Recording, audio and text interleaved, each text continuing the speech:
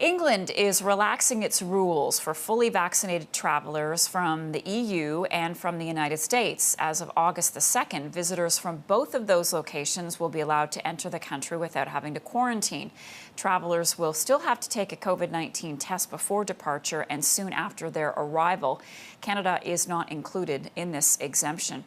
Dr. Stephen Griffin joins me now. He's a virologist from Leeds University in the UK. Doctor, hello to you. Glad you could be with us. Hi, Marcia. Thanks for having me. So the world watched the UK reopen this month despite a surge in Delta variant-driven cases.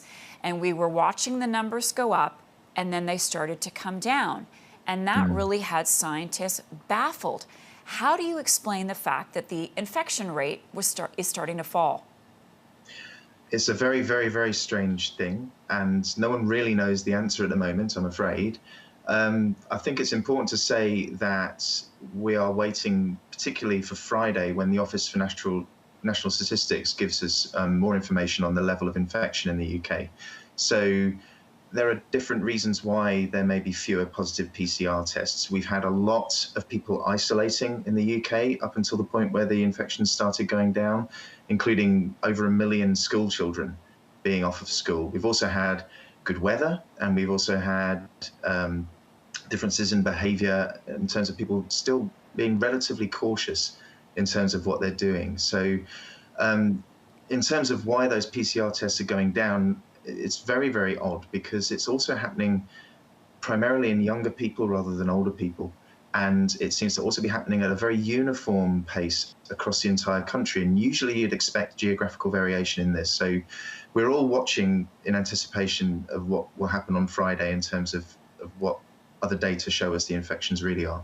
Are we on the verge of learning something new about the Delta variant? Well, there have been similar outbreaks in India, for example. Their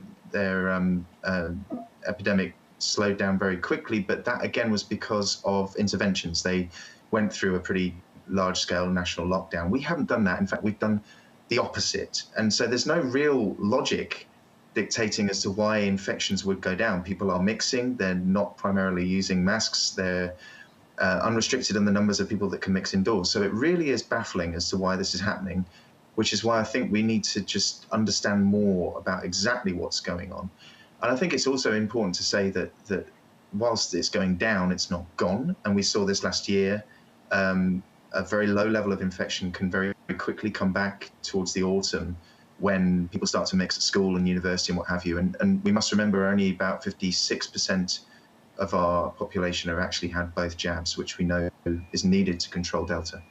56%. And the UK government announcing that fully vaccinated Americans and residents of the EU can travel to England without quarantining. Do you think this has the potential to add to more cases in the UK, Doctor?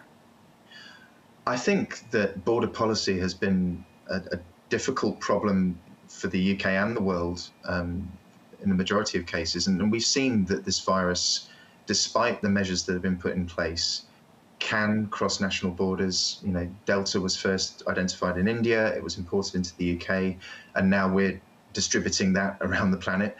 And we also exported the Alpha variant as well, and that's done tremendous damage. So whilst the vaccines obviously equip us to be better placed in terms of infection control, it's not the case that everybody that has had 2 doses of vaccine will be exempt from being infected. I know we're going to take tests, but without a period of quarantine, you have to be pretty lucky to catch the infection right. So whilst it's lower risk than just having free-for-all, I'm afraid there is no risk. And I think the border policy we've had in the UK has been relatively porous. And unfortunately, I think that may continue in the future. Dr. Griffin, thank you so much for being with us this morning. Really appreciate your time. Thanks, Marcy.